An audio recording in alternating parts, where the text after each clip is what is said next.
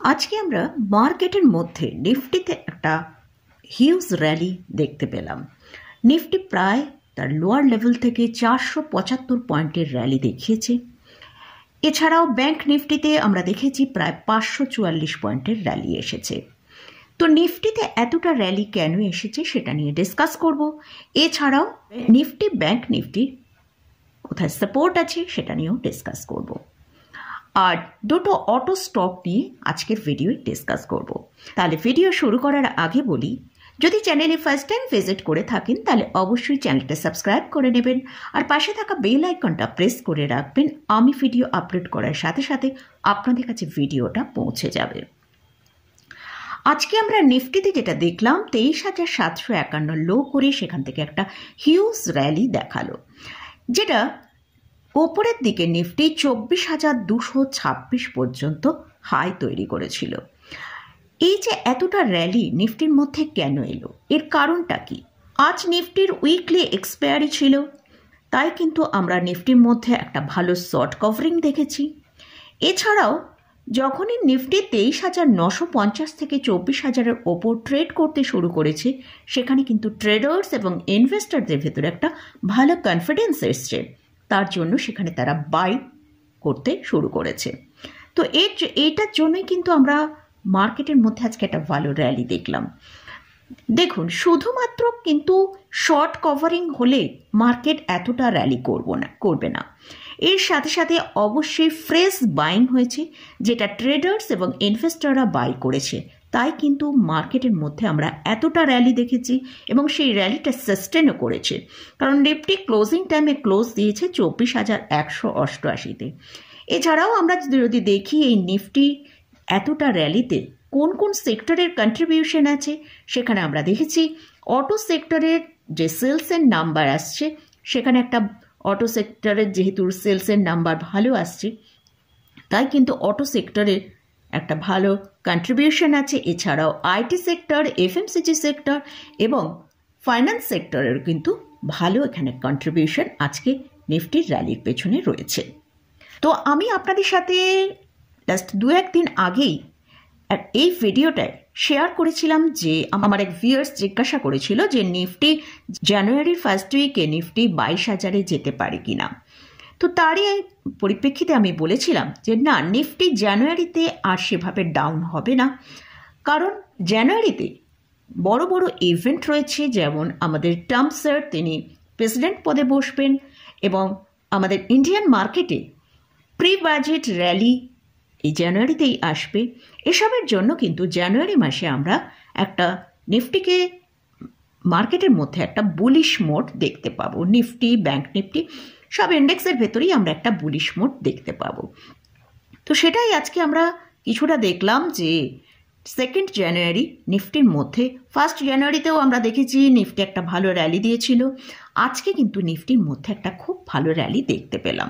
তো এবারে আমরা লেভেলের দিকে ফোকাস করব যে নিফটির জন্য এখন কোথায় স্ট্রং সাপোর্ট আছে এবং নিফটি ওপরের দিকে কতটা মুভ করতে পারে। তার আগে আমরা দেখে নেব যে নিফটি যে বাটনটা তৈরি করেছে সেটা একটা মোটামুটি কিন্তু এখানে কনফার্ম হয়ে গেছে। নিফটি 23,450 থেকে 23,500 এই জায়গায় নিফটি কিন্তু একটা বাটন তৈরি করেছে। তো নিফটি ওপরের দিকে যদি নিফটি যদি 24,200-র ওপর ট্রেড করতে থাকে, তাহলে নিফটি কিন্তু ওপরের দিকে 24,500 থেকে 24,750 পর্যন্ত ওপরের দিকের আপসাইড দেখাতে পারে। আর যদি নিফটি কোনো কারণে 24,000 থেকে 23,950-এর নিচে আসে, তাহলে নিফটি নিচের দিকে ইমিডিয়েট 23,800-র কাছে আসতে পারে। তো তার জন্য তাহলে নিফটির জন্য এখন যেটা স্ট্রং সাপোর্টের কাজ করছে সেটা হচ্ছে 24,050। এটা ব্রেক করে যদি নিফটি নিচের দিকে আসে, তাহলে আমরা নিচের দিকে 23,800 পর্যন্ত নিফটিকে আসতে দেখতে পারি। এটা গেল নিফটি নিয়ে আলোচনা করলাম। এবারে আসছি ব্যাংক নিফটি। নিফটি কিন্তু যতটা ভালো র্যালি দেখিয়েছে, সেখানে কিন্তু আমরা ব্যাংক নিফটির মধ্যে এখনও এতটা ভালো র্যালি দেখতে পাইনি।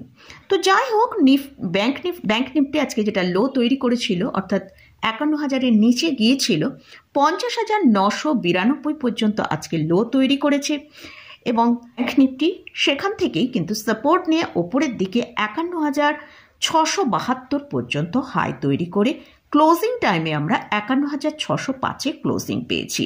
ব্যাংক নিফটি যেখানে বটমটা তৈরি করেছে সেটা হচ্ছে 50,500। 50,500-র কাছে কিন্তু ব্যাংক নিফটি বটম তৈরি করেছে। আর ব্যাংক নিফটি যদি 51,650-এর ওপর মুভ করে তাহলে কিন্তু ওপরের দিকে আমরা 52,000 পর্যন্ত মুভ করতে দেখতে পারি। আর ব্যাংক নিফটি যদি কোনো কারণে 51,300-র নিচে ট্রেড করতে থাকে সেক্ষেত্রে ব্যাংক নিফটিতে আমরা 51,000 কাছে আসতে দেখতে পারি। ব্যাংক নিফটি থেকেও কিন্তু নিফটি এখন বেশি বুলিশ মোডে আছে। তো যাই হোক, এটা নিফটি এবং ব্যাংক নিফটি নিয়ে আলোচনা করলাম। এবার দুটো স্টক নিয়ে ডিসকাস করব, দুটোই অটো সেক্টরের স্টক। আমরা অটো সেক্টরের মধ্যে একটা ভালো আজকে র্যালি দেখেছি। তো ফার্স্ট যে স্টকটা নিয়ে ডিসকাস করছি সেটা হচ্ছে আয়েশা মোটর। আয়েশা মোটরের মধ্যে আজকে প্রায় 8.5% র্যালি আমরা দেখলাম। তো এই এতটা হাই কেন তৈরি করলো সেটা নিয়ে ডিসকাস করব। তো আয়েশা মোটরের এখন কারেন্ট প্রাইস চলছে 5,303 টাকা। এখানে যেটা রিপোর্ট করেছে যে তাদের ডিসেম্বরে যে মোটরসাইকেল সেলস হয়েছে সেটা 25% বেড়েছে। তাদের রয়্যাল এনফিল্ড যেটা এক্সপোর্ট হয়েছে 11,575 রয়্যাল ফিল্ড তারা মোটরসাইকেল এই ডিসেম্বর মাসে তারা সেল করেছে, যেটা গত বছর ছিল এই ডিসেম্বর মাসে 6,096। 90% বেশি তাদের এবার সেল হয়েছে। এই কোম্পানি এখন কারেন্ট যে মার্কেট ক্যাপিটালাইজেশনটা চলছে 1,46,000 করোড়ের ওপর।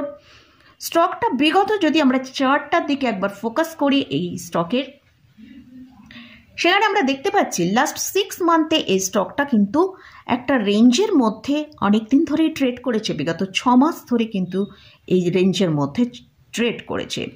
ওপরের দিকে 5,053, নিচের দিকে 4,585।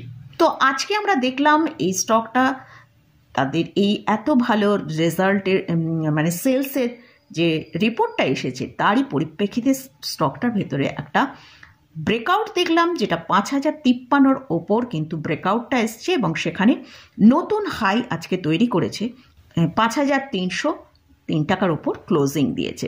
তো এই স্টকটা কিন্তু এখান থেকে আরও ভালো কিছুটা আপসাইড আমরা দেখতে পেতে পারি। লাস্ট যে স্টকটা নিয়ে আলোচনা করছি সেটা হচ্ছে টাটা মোটর। স্টকের কারেন্ট প্রাইস চলছে 764 টাকা। এই স্টকের মধ্যে আমরা আজকে 2.08% র্যালি দেখেছি। তো এই কোম্পানি সেপ্টেম্বর 2024-এ পিএলআই স্কিমের যে ফেসিলিটি এরা পেয়েছিল তারই পরিপ্রেক্ষিতে আমরা দেখলাম ডিসেম্বরে কিন্তু এদের সেলসের যে গ্রোথ সেটা কিন্তু অনেক স্ট্রং এসেছে। তো আমরা যদি এই টাটা মোটরের চার্ট একবার ওপেন করি সেখানে আমরা দেখতে পাচ্ছি যে স্টকটা তার হায়ার লেভেল থেকে 38% ডিক্লাইনে এসেছে, অর্থাৎ প্রায় 1,200 টাকার কাছে থেকে প্রায় 720 টাকার কাছে এসেছে। বর্তমানে স্টকটা কিন্তু তার লোয়ার লেভেল যে 52 উইক লো করেছিল সেখান থেকে প্রায় 6% ওপরে ট্রেড করছে। তো বিভিন্ন ব্রোকার হাউসরা কিন্তু এই স্টকের মধ্যে বুলিশ রয়েছে। আমরা এখানে নোমুরা যে টার্গেটটা দিচ্ছে সেটা 990 টাকা। এই স্টকগুলো নিয়ে এবং ইন্ডেক্স নিয়ে আলোচনা করলাম। এখানে কিন্তু কোনো বাই রেকমেন্ডেশন নেই। এই স্টকে বা ইন্ডেক্সে কোথাও কোনো যদি পজিশন নিতে চান তার আগে ভালো করে চার্ট অ্যানালিসিস করে নিয়ে তারপর পজিশন নেবেন।